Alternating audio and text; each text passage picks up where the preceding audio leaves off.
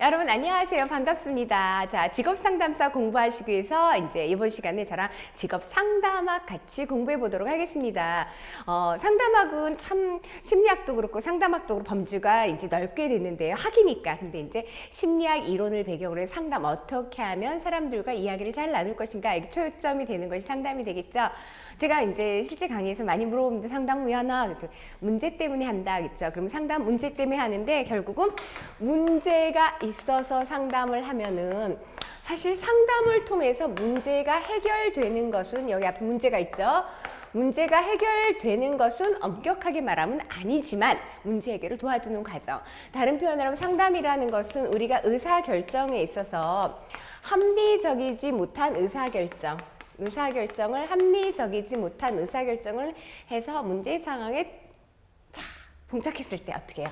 의사결정을 합리적으로 하도록 해주는 것이 이제 그 상담이죠.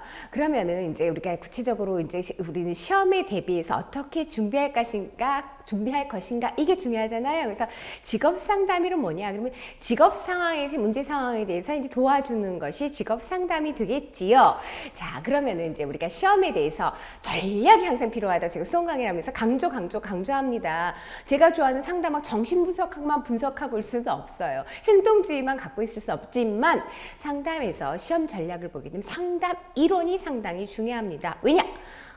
여러분들이 혹시 1차만 합격을 원하신다면 제가 늘 강조하지만은 그렇게 깊게 이론을 파고들지 않아도 되지만 물론 그렇다고 해서 제가 이론을 깊게 파고드는 건 아닙니다. 하지만 상담이기 때문에 상담 이론이 굉장히 중요하게 다뤄줘야지만 그것이 결국은 2차 과정까지 잘 연결될 수 있는 것입니다. 일단 이제 그 교환을 한번 보시고 제가 이제 수업을 진행해 보도록 할까요? 자, 직업 상담의 기초. 자, 상담의 목표는 무엇이냐? 예, 상담의 목표. 쉘트랑 스톤이 이렇게 얘기합니다. 행동이 변화한 것이다. 예를 들어서 이제 비합리적 행동을 하고 있기 때문에 합리적 행동이 변화를 하는 것이다. 그 다음에 상담을 통해서 정신 건강을 증진시킬 수도 있고, 그 다음에 이제 문제 해결. 우리 이제 상담에서 문제 해결 있죠. 문제 해결과 혹은 이제 병적 증세를 제거하는 거. 그 다음에 아까 말한 대로 의사결정. 그 다음에 개인의 효율성의 향상 이렇게 되는데, 그러면 이제 요것만 한번 잠깐 구분을 해보자고요. 우리가 상담이라는 건 페이스 투 페이스, 면대면의 관계에서 문제 상황을 이렇게 잘 도와주는 것이 상담인데, 일반적으로 이제 상담의 범주 보면 생활지도라는 측면이 있고요.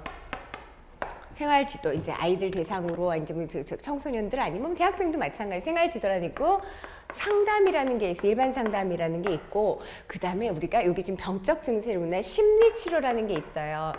저랑 이런 공부를 하시는 분들은 단순하게 직업 상담뿐만 아니라 나중에 청소년 상담사, 임상심리사라든가 뭐 이렇게 뭐 노인복지 상담사 여러 가지 상담에 관심을 많이 가지시더라고요. 그랬을 때 이제 범주적으로 이렇게 대략 보면은 이런 범주가 될 수가 있죠. 상담이 이 범주가 되는 거예요. 그러니까는 생활지도 측면하고 이제 심리치료 측면. 그래서 사실은 직업 상담 및 심리치료 측면을 그렇게 엄격하게 다루지는 않겠지요. 하지만은 일반적인 상담 이론적 배경은 다 같이 출발한다라는 것. 그래서 이제 병적 증세 때문에 다시 한번 얘기를 했고요. 그러면 상담의 기본 원리를 한번 생각을 해보도록 할게요. 상담의 기본 원리. 자, 상담은 문제 상황을 이제 문제 아닌 상황으로 도와주는 거예요. 개인의 문제 상황이죠. 문제 상황을 느끼는 건 각 개인마다 느끼는 것이 다 다르다는 거죠. 그래서 상담의 원리를 보면 비슷하게 상담의 원리, 개별화의 원리다. 내담자에 따라 다르게 상담을 한다라는 거죠. 개별화의 원리. 그 다음에 의도적 감정 표현의 원리 하는데, 제가 이제 문제라는 말을 굉장히 상담하면서 많이 해요. 그러니까 왜 상담에 문제가 없으면 상담을 할 필요가 없겠지요. 그래서 다시 한번 문제라는 걸 써야겠다. 문제 있는 개인이, 우리가 내 문제 있는 내담자라고 상담을 받으러 오는 사람, 이 내담자가 상담자를 찾아오거나 아니 상담자가 호환을 해서 이제 불러서 올 수가 있어요. 내담자가 상담자와의 만남이란 말이에요. 그런데 우리가 상담에서 나중에 뒤에 기법 배우지만 상담할 때는 가장 중요한 거, 여러분이 누구한테 얘기를 하러 갔어요. 가장 중요한 건 뭐예요? 얘기를 할 수 있게끔 도와줘요. 분위기를 만들어줘야 되죠. 그러니까 의도된 감정 표현 원리는 이런 것들, 감정을 갖다 잘 표현할 수 있도록 주는 거예요. 그래서 상담의 기술과 상당히 중요합니다. 그래서 어떻게 감정을 잘 표현하도록 도와주는 거는 이제 제 상담 기법에서 배우도록 할게요. 그 다음에 통제된 정서 관여의 원리라는 것은 뭐냐면은, 자, 잘 들어준다고 해서 상담자가 자기 감정을 잘 절제하지 못하면 안 된다는 거죠.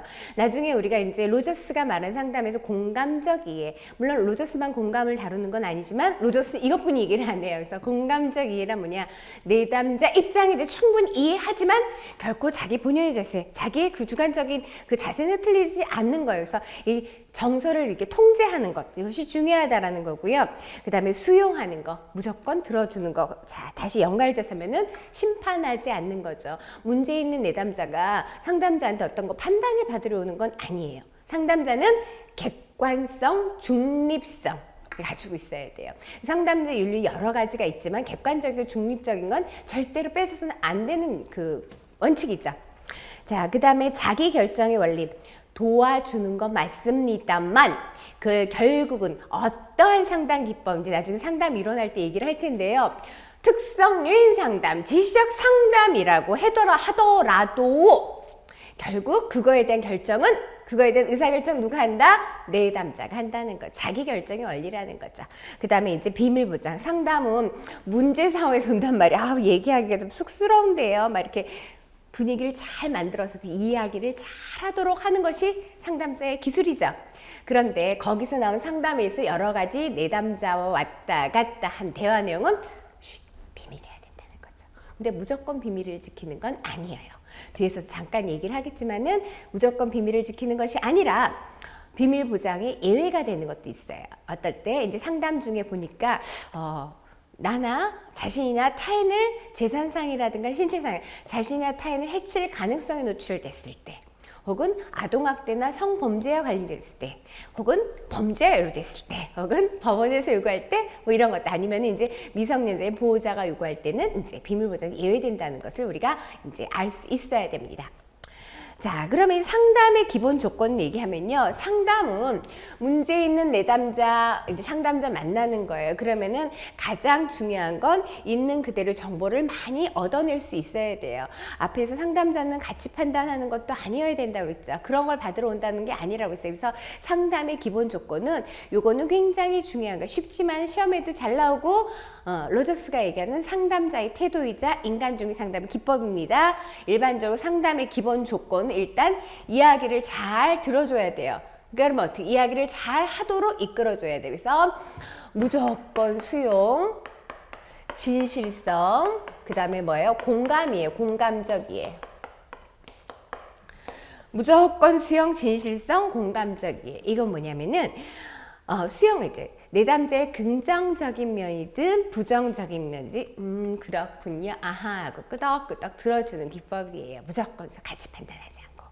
그 다음에 이제 공감적 이해는 좀 전에도 말했죠. 감정이입적 이해, 공감적 이해라는 것은 내담자 입장에는 충분히 안타까우면 그럴 수도 있다라고 이해하면서도 결코 내담자의 주관적인 경험에 휘둘려서는 안 되는 거. 상담자의 본연의 자세는 지키는 것이 공감적 이해입니다. 그 다음에 세 번째 뭐예요? 일치성 혹은 진실성 혹은 진지성이라고 얘기하는 것은 지금 당신과 나는 상담의 어떤 목표를 향해서 달려가고 있습니다. 그래서 서로 간에 이 목표에 그 진실하게 자기 감정을 표출하면서 내담자의 어떤 문제 해결을 위해서 도와주려고 노력하고 있는 진실한 마음을 보여주는 것이 진실성, 일치성입니다. 상담에서 굉장히 중요한 기본 조건이고, 이거는 이제 뒤에 인간주의 상담에서는 저것뿐이 다를까 없다라고 볼 수 있는 그 무조건 수용, 진실성, 공감적 이해입니다. 자, 상담은 문제 있는 상황을 문제 해결의 상황으로 도와주는 과정, 의사결정, 비합리적 의사결정을 합리적인 의사결정 과정으로 도와주는 과정이 뭐라고 했어요?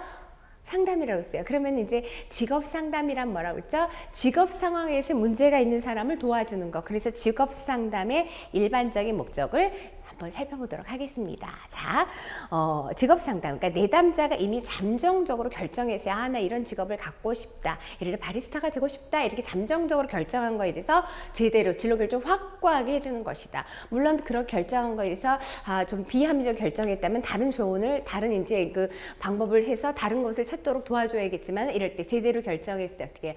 자기가 잠정적으로 생각한 직업 결정은 괜찮습니다. 확고하게 해주는 것. 자, 개인이 직업 목표가 없어요. 이런 내담자한테 직업 목표를 명백하게 해주는 것. 그 다음에 우리 직업 상담에서 내담자가 내 자신에 대해서 잘 몰라요. 그래서 심리 검사도 하고 그러거든요. 그래서 자기 자신에 대해서 아니면 혹은 직업 세계에서 알지 못했던 것을 알 수 있도록 발견하도록 도와주는 것이 직업 상담이다.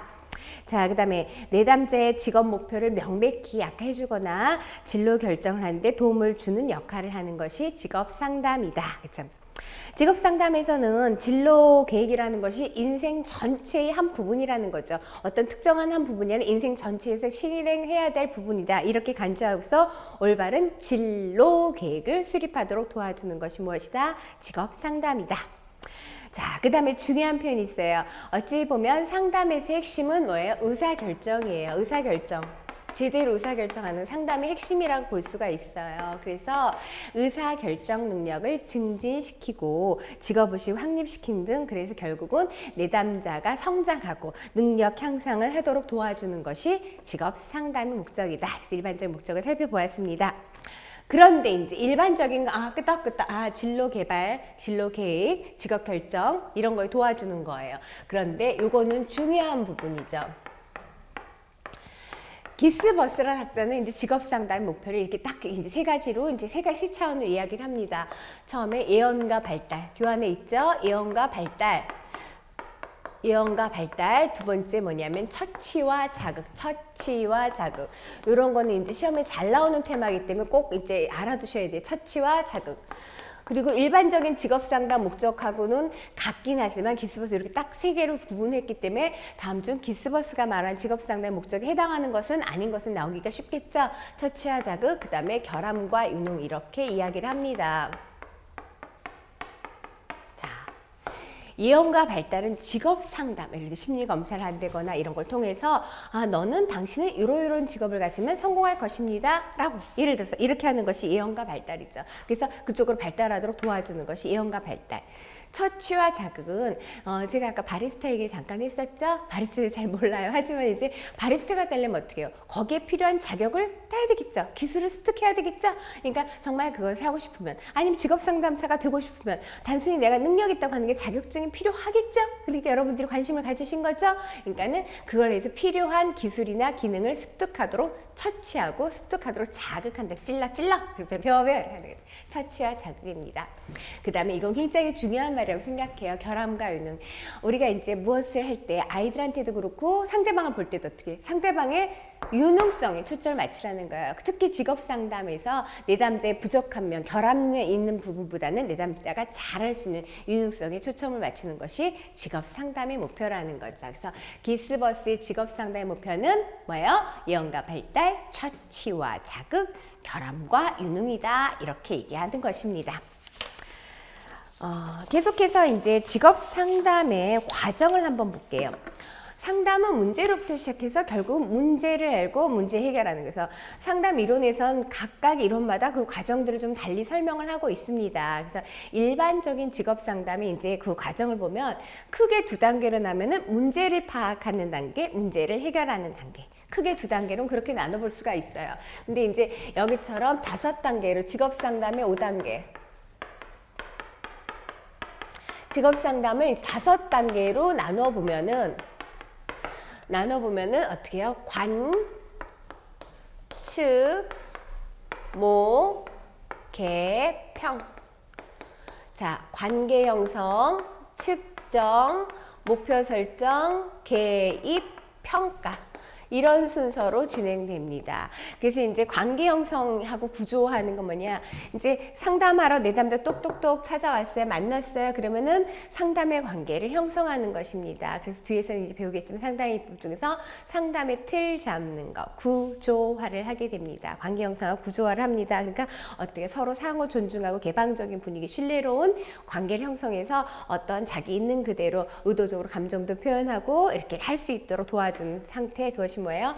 관계 형성 단계입니다. 저 구조화 시켜야겠죠? 내가 비밀을 어디까지 보장할 것이다. 이런 것까지 얘기하는 거. 그런 것이 이제 얼마 내고 상담할 것인가요? 이런 것까지 정하는 것이 뭐다? 관계 형성과 구조화 시간입니다. 그 다음에 직업 상담은 우리가 이제 일반적인 상담도 그렇죠. 직업 상담, 직업 문제라는 거죠. 그래서 이제 측정이라는 것을 이제 거의 하게 되는데 측정은 심리 검사 하는 거예요. 심리 검사. 이제 보통 이제 대부분 심리 검사 임상적으로 측정할 수도 있고 관찰하는 것도 있지만은 보통 이제 심리 검사를 통해서 내담자의 특성을 이해하게 되는 거죠. 그래서 이제 그 심리 검사를 통해서 내담자 자기 자신 이해하도록 도와주는데 그래서 직업 상담 과정 측정 있습니다. 그래서 공식적 측정은 심리 검사 이고요. 임상적 측정은 관찰이 되겠지요. 그다음에 이제 그 목표 설정하는 거죠. 그래서 이제 그 측정한 다음에 그거에 맞춰서 내담자의 직업에 대한 목표를 설정하는 거죠. 목표 설정. 그리고 이제 이게 상담에서 개입 혹은 중재가 들어가는 거예요. 중재.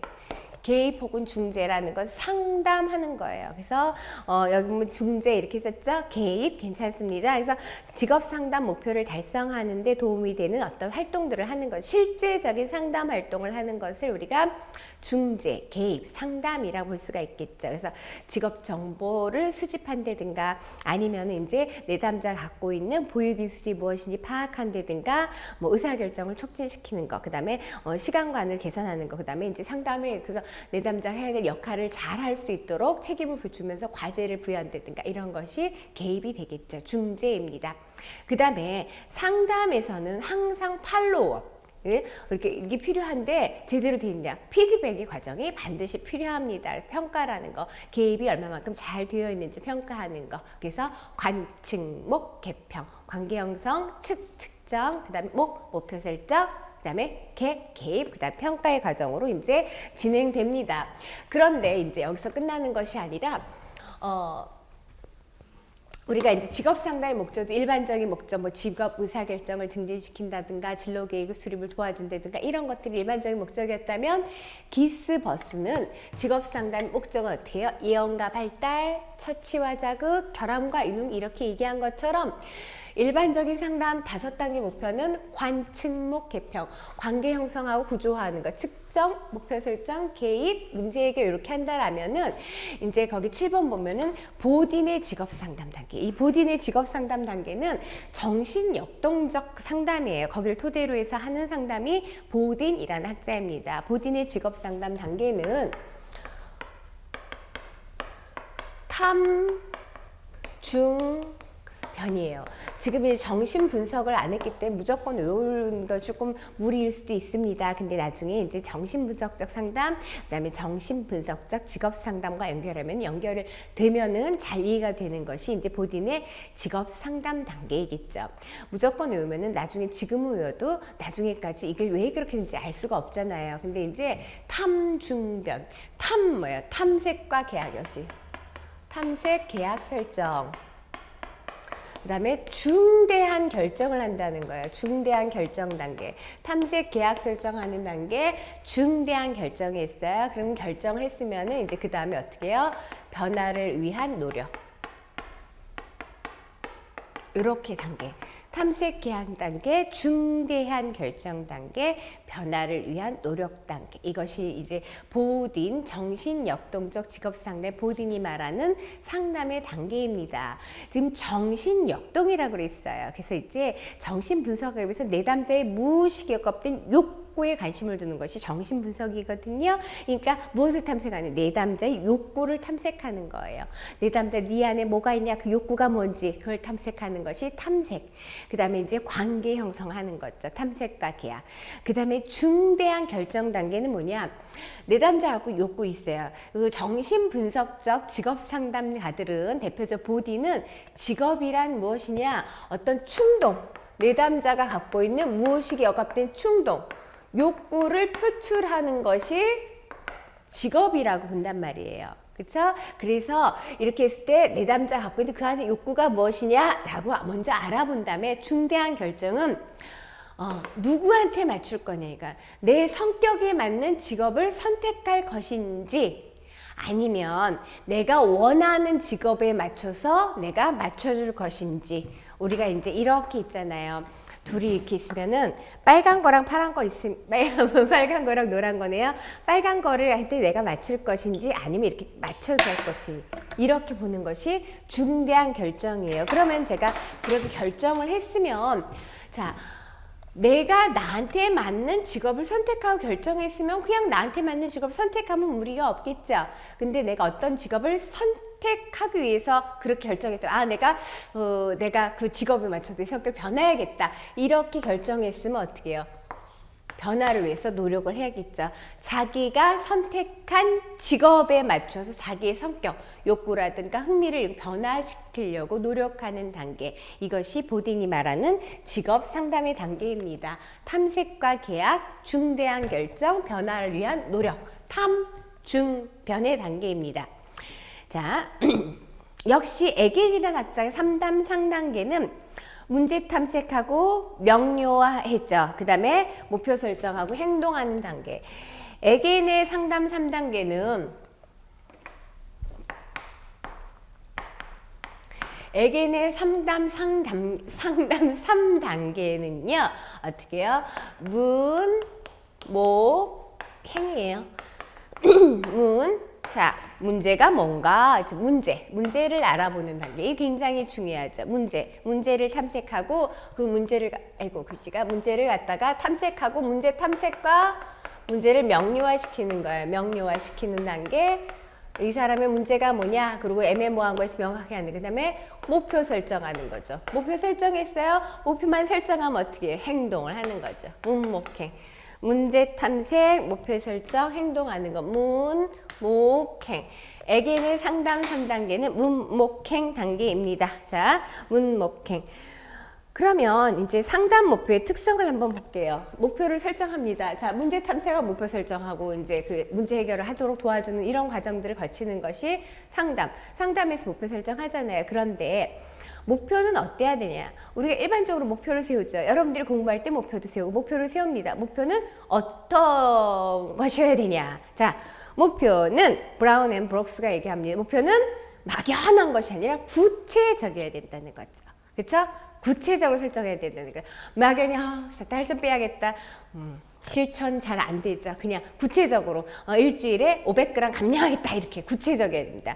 그런데 이 목표는 누가 원하고 바라는 것? 문제는 누구 문제? 내담자의 문제예요. 목표는 누가 원하고 바라는 것? 목표는 내담자가 원하고 바라는 것이어야 된다는 거죠. 그런데 이 구체적 목표가 구체적이라도 일주일에 10kg 감량, 구체적이에요. 수치해갖고 10.5kg 감량할까요? 실현 불가능하면 안 돼요. 근데 뭐 트레이너도 실현 가능하다고 얘기하는데 여러분들 몸을 생각하세요. 여러분들 몸에 10kg 빼면 큰일 나거든요. 그렇죠? 그러니까 목표는 구체적이고 실현 가능해야 된다는 거. 누가 원하고 바라는 건? 내담자가 원하고 바라는 것. 근데 이것은 뭐예요? 내담자 혼자 하는 것이 상담이죠. 상담의 목표는 내담자가 원하고 바라는 것이면 누가 정하느냐? 내담자 혼자 정하느냐는 아닙니다. 그럼 상담자가 정하느냐? 그것도 아닙니다. 그럼 목표는 누가 정하냐? 같이 설정하는 겁니다. 그래서 목표는 구체적이어야 되고 목표는 실현 가능해야 하고 목표는 내담자가 원하고 바라는 것이어야 하고 그것이 상담자가 도와줄 수 있는, 다시 말하면 상담의 기술과 양립 가능한 것이 목표로 설정되어야 됩니다. 그래서 이제 그 교환 8번, 9번에 보시면은 상담의 목표의 특성, 목표는 구체적이어야 합니다. 목표는 누가? 내담자가 원하고 바라는 것이어야 됩니다. 목표는 실현 가능해야 됩니다. 목표는 상담의 기술과 양립 가능해야 됩니다. 라는 것이 이제 목표 진술의 원칙 되겠습니다. 일반적인 목표 진술의 원칙이에요. 행동주의로 가면 행동주의 목표 진술의 원칙은 좀 다르지만 지금까지 일반적인 상담에 대한 이야기였고요. 자, 이제 독특한 게 하나 나왔죠. 진로 시간 전망 검사지. 진로 시간 전망 검사. 자, 전망이라는 건 뭐 예측하는 미래에 대해서 생각해 보는 거잖아요. 그러니까 어떤 미래? 진로에 관한 미래를 보는 거예요. 그래서 진로 시간 전망 검사지라는 것은 우리가 한 가지뿐이 배우지는 않는데 그 검사 도구는 한 가지뿐이 다루지 않아요. 근데 이제 진로 시간 전망 검사는 왜 사용하느냐? 내담자가 미래가 아주 머나먼 거로 생각하게 두는 것이 아니라 곧 너한테 닥칠 이후 미래와 현실 분류된 것이 아니다. 그러니까 미래 진로에 대해서 어떻게 관심을 갖고 거기에 대해서 이제 준비를 하도록 이렇게 하는 것이 진로 시간 전망 검사죠. 그래서 10번, 교환 10번을 보시면요. 진로 시간 전망 검사의 목적, 사용 목적을 보면은 자, 첫 번째. 미래의 방향 설정을 가능하게 도와준다. 자, 미래 어떻게 하는지. 그리고 미래에 대한 낙관적인 희망을 갖도록 하고 미래가 실제하는 것처럼 아주 머나먼 이런 것이 막연한 것이 실제하는 것처럼 느끼도록 하는 것. 그 다음에 현재 행동은 미래와 우리가 어제는 어제 오늘이었는데 어제가 됐죠. 오늘에. 그러니까 이제 우리가 오늘이 또 어제가 되겠죠. 그렇죠? 이렇게 연결돼서 현재가 미래와 끊어지지 않는다는 거. 제가 그 말을 하고 싶은 거예요. 그래서 현재 행동이 미래와 관계에 있다. 연결시키는 것. 그리고 이제 목표 설정을 촉구하고 진로 계획을 할 때 이렇게 낙관적인 입장을 갖도록 한다라고 했어요. 진로 계획은 너무 막연하고 불안한 것이 아니라 진로 계획에 긍정적으로 가질 수 있도록 태도를 강화시켜주는 것이 진로 시간 전망 검사지의 목적 중에 하나. 그 다음에 7번째 목적 보면은 그래서 진로 계획을 제대로 세우도록 하는 것이 굉장히 중요하거든요. 그래서 진로 계획을 세울 수 있는 기술을 연습시키는 것. 그리고 진로에 대한 의식을 높여주도록 하는 것이 진로시간 전망 검사지의 사용 목적입니다.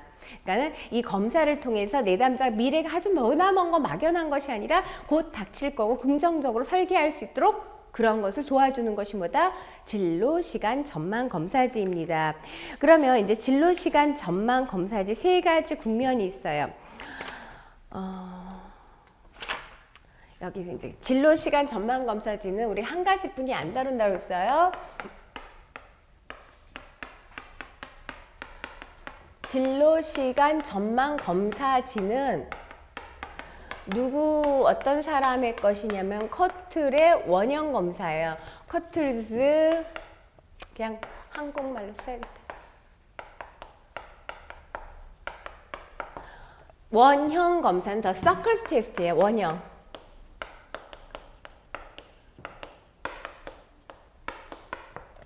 내담자한테 동그라미를 그리게 하는 거예요. 동그라미를 그리게 해서 이제 그 원을 그리게 해서 그걸 갖고 이제 검사를 하는 건데 여기서 진로 시간 전망에 개입한 3가지 국면이 뭐냐? 방향성, 변별성, 통합성. 방향성, 변별성 3가지는 뭘 보는 거냐? 방향성, 방변통, 방향성. 2번째 뭐라고요? 변별성. 방향성, 변별성. 그 다음에 통합성. 원 3개를 그리도록 하는 거예요. 원 3개를 그려서 하면 이제 그 원의 크기가 나타내는 것은 이제 어떤 것에 그 친밀하냐. 그러니까는 원 3개가 나타나는 거 3개의 원을 그리도록 하는 3개의 원. 3개의 원을 그리도록 하는데 이 3개의 원은 무엇을 나타내냐? 과거. 그럼 또 알겠죠. 그 다음에 뭐예요? 현재. 그 다음에 뭘까요? 당연히 미래를 나타내는 거예요. 원 3개를 그리도록 해서 과거의 원, 현재의 원, 미래의 원을 그리도록 하는데 원의 크기는 어느 쪽에 내가 더 친밀하게 느끼냐. 내가 미래를 크게 그린지 과거를 크게 그린지 이렇게 보는 거예요. 근데 이제 그 3가지 알아보고자 하는 것은 방향성, 변별성, 통합성. 방향성은 이제 원의 배열로 보는 거죠. 원이 어떻게 이제 배열되어 있느냐. 그래서 이제 미래라는 것이 원의 밸런스가 낙관적이라는 거죠. 진로시간 전망 검사를 통해서 미래의 긍정적인 입장을 강조한다고 그랬잖아요. 그래서 미래의 낙관적인 입장을 구성해서 미래의 지향성을 증진시키는 것이 이제 방향성이고요. 변별성은 구별인데 사실은 구별하지 않는 거예요. 그러니까는 이제 그 생애 수직선이면 미래 10대 사건을 나름대로 기록한다 그랬는데 지금 현재가 미래랑 뭐 완전히 구별하는 것이 아니라 미래를 어떻게 현실처럼 느끼도록 하는 거. 머나먼 일이야. 현실처럼 느끼기 위해서 목표 설정을 신속하게 하도록 하는 것이 변별성이에요. 그 다음에 통합성은 미래와 현실을 어떻게 해요? 잘 통합하는 것이 통합성이죠. 그래서 원의 배열을 해석하는데 현재 행동, 미래 결과 연결시켜 진로에 대한 의식을 증가시키도록 하는 것이 통합성입니다. 그래서 더 서클스 그 테스트에서는 방향성, 변별성, 통합성을 보고요. 원 3개가 나타나는 것은 과거, 현재, 미래를 나타내는 거고 원의 크기가 나타내는 것은 원 3개가 3개의 원은 과거, 현재, 미래. 원의 크기는 뭐라고 그랬죠? 원의 크기가 나타내는 것은 시간 차원에 대해서 시간 차원에 대한 친밀성, 어디가 더 친밀하게 느끼느냐, 요거라고 그랬어요. 요런 것도 이제 그 기출문 지문으로 굉장히 잘 나왔던 겁니다. 더 서클 테스트, 커틀의 원형 검사, 커틀의 원형 검사하면 뭐다? 진로 시간 전망 검사입니다. 네. 자, 그 다음에 이제 집단 상담에 관해서 잠깐만 언급을 해보도록 할게요. 우리가 이제 상담은 개별 상담도 있고 집단 상담도 있습니다. 집단 상담이 이제 가는 건 병리적인 측면보다는 우리가 직업 상담, 집단 상담 이제 하기가 좋겠죠. 그러니까 이제 집단 상담, 그 집단 상담은 우리가 생각을 해보시면 집단 상담의 장점이 있고 단점이 있겠죠. 그럼 먼저 생각해보면 여러분들이 이제 공부를 하실 때 그룹 지도하는 것과 개인 지도하는 장단점 생각해 보세요. 개인 지도하는 장점, 각 개인의 수준에 맞출 수 있다는 장점 있죠? 근데 어떻게 해요? 돈이 많이 들죠? 단점이죠? 집단 상담은, 집단 지도는 각 개인의 수준에 맞추기는 힘들어요. 그쵸? 근데 경제적이란 말이에요. 근데 그거 말고 또 나 돈 많은데도 불구하고 개별 지도 안 시키고 집단 지도 시키는 경우 있어요. 그룹 지도. 그건 뭐예요? 나 혼자 하는 것보다 여러 사람 같이 서로 간의 상호작용. 다른 친구 하는 것도 보고 배운다는. 그래서 집단 상담의 중요한 장점 중에 하나는 타인과 교류하는 능력을 배운다. 상호 교류 능력을 배운다는 것이 굉장히 큰 장점이 되겠습니다. 그래서 이제 집단 상담이라는 것은, 그러니까 이제 우리 상담은 문제로부터 한다고 했죠. 이 문제로부터 하는데 이 문제가 나 혼자만 있는 것이 아니고요. 쟤도 그런 문제가 있구나. 그래서 비슷한 문제를 가진 사람 모여서 상담을 촉진시킬 수도 있는 방법이 집단 상담이 되겠습니다. 그래서 집단 상담은 어떻게 해요? 한 사람의 상담자가 여러 사람의 내담자를 다루는 것이 집단 상담이 되겠죠. 그런데 꼭 한 사람이 되는 건 아니고 한두 사람, 그러니까 주 상담자 있고 보조 상담자가 있어도 괜찮습니다. 그래서 여러 사람. 그럼 이제 우리가 다 같이 그룹으로 모였을 때 어떻게 해요? 서로 간의 다양한 변인들을 고려하는 것이 중요하겠죠. 그러니까 발달도라든가 성이라든가 연령이라든가 뭐 사회적 계층이라든가 이런 것들을 잘 고려해서 집단을 구성해야지만 상담이 촉진되겠지요. 그러면은 나머지들은 여러분들이 유추해서 생각해 볼 수가 있는데 이거는 꼭 찝어 드려야 되는 게 있어요. 성은 어떻게 구성하냐. 연령이라든가 성이라든가 다양하게 이제 고려를 해서 그 상담 집단 성원을 구성하는 것이 중요한데 성에 따른 구성은 어떻게 하는 거 좋으냐. 우리가 발달 단계에 따라서 아동기하고 청소년기 이상으로 보면은 자, 아동기 때 그 다음에 청소년기 이상.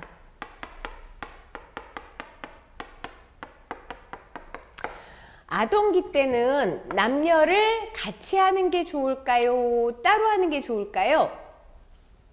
네? 아동기 때는 남녀 따로 구성하는 것이 상담이 더 좋다고 합니다. 상담이 더 효율적이란 바람직하고. 그러면 청소년기 이후에는 어떻게 해요? 남녀 같이 구성하는 것이 상담이 더 잘 일어난다고 합니다. 이런 건 찝어드려야 되는 거. 그래서 그런 집단 상담인데 집단 상담은 서로 간의 관계 형성, 그러니까는 상호 교류를 촉진한다는 게 가장 큰 장점이라고 저는 얘기를 하는데요. 그 외에도 장점도 있고 단점도 있죠. 단점은 뭐예요? 각 개인한테 맞추기가 어렵다는 단점이 있고요. 그 다음에 이제 집단에서 문제가 나만 있는 것이 아니라 여러 사람이 같이 있다 그랬지만은 그래서 좋은 점으로 보면은 같이 이제 문제를 공유하고 이렇게 해서 자기가 혼자만의 갈등, 압력이라고 하는데 그것이 덜한데 만약에 상담자 혼자가 압력을 가하는 것이 아니라 여러 집단 구성원들이 나 개인에게 압력을 가해지면은 우리가 개성이 상실될 우려가 있다 이렇게 얘기를 하거든요. 힘들 수 있다라는 거예요. 그러니까 집단 구성원은 그러면 어느 정도 이렇게 멤버로 구성하는 게 좋냐 숫자로 꼭 정해진 건 아니지만 12명 이상이 넘어가면 좀 힘들게 되겠죠. 그래서 우리가 이제 아까 생활지도하고 상담하고 심리치료한 것처럼 집단 지도도 있고 집단 상담도 있고 집단 치료도 있어요. 이런 거에 따라 좀 약간씩 명수가 다르긴 합니다. 그렇지만 일반적으로 12명 이상 넘어가는 거 집단 상담 좋지 않은 거죠. 그래서 그때 다르고 상담의 회기는 몇 번 하냐 그것도 그때 다르겠죠. 집단 구성원의 문제점이라든가 만날 수 있는 정도 이런 거에 따라서 일주일에 보통 한 번 만나면 한두 시간 정도 이렇게 진행해 된 것이 이제 일반적으로 이렇게 구성을 합니다. 그럼 집단 구성을 할 때도 어떻게 구성하느냐? 우리가 이제 성별에 따른 구성도 얘기하지만은 우리가 이제 폐쇄 집단이냐 개방 집단이냐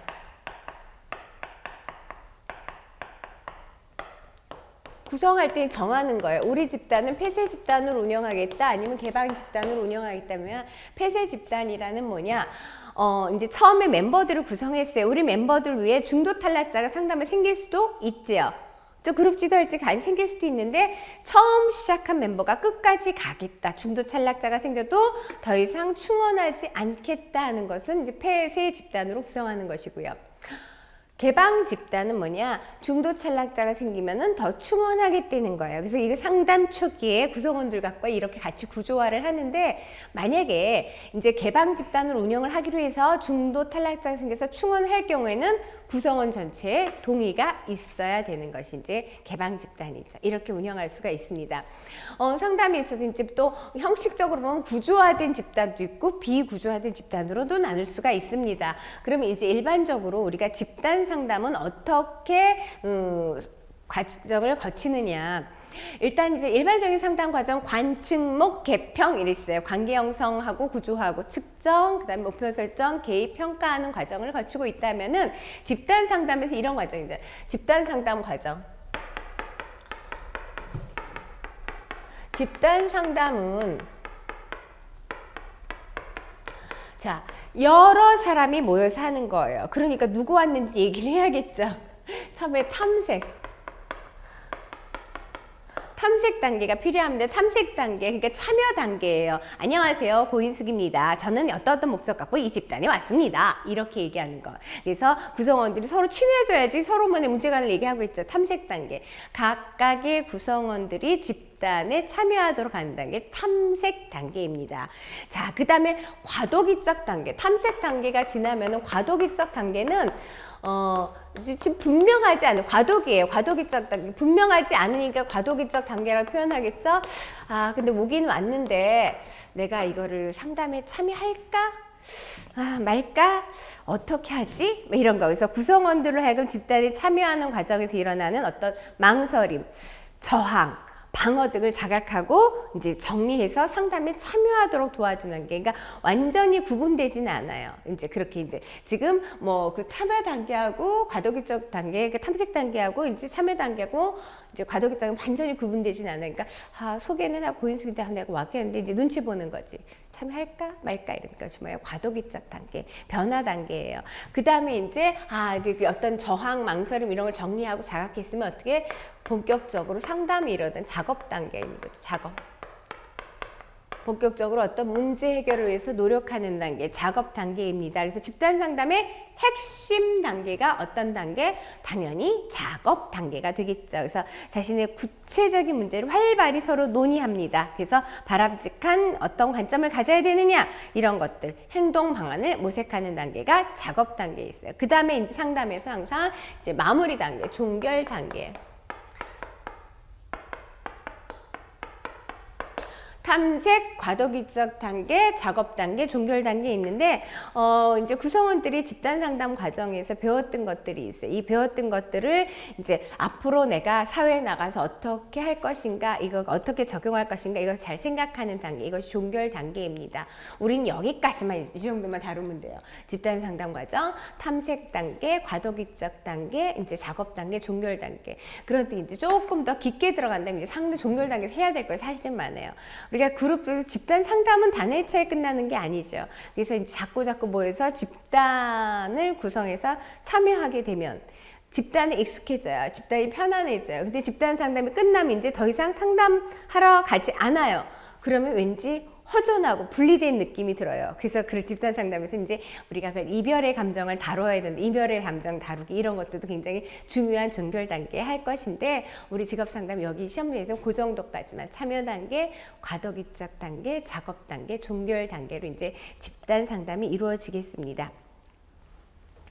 집단 상담을 하다 보면은 직업 상담에 집단 상담 많이 하고 여러분들이 이제 자격증을 취득한 다음에 집단 상담을 어떻게 진행하는 건지 또 공부를 하시게 될 거예요. 이제 왜냐하면 실질적으로 직업 상담을 하게 되면 집단 상담을 많이 이끌게 될 거니까. 그랬을 때 집단 상담은 그룹이 너무 커도 좋지 않다라고 했죠. 왜? 너무 크면은 상담자가 각 내담자한테 주의를 기울이기가 어려울 뿐만 아니라 그 집단에 그룹이 크다고 그 집단에 소규모의 집단이 또 생겨서 하위 집단이 생겨서 전체 집단에 방해를 줄 수가 있어요. 그래서 좋지 않은 거죠.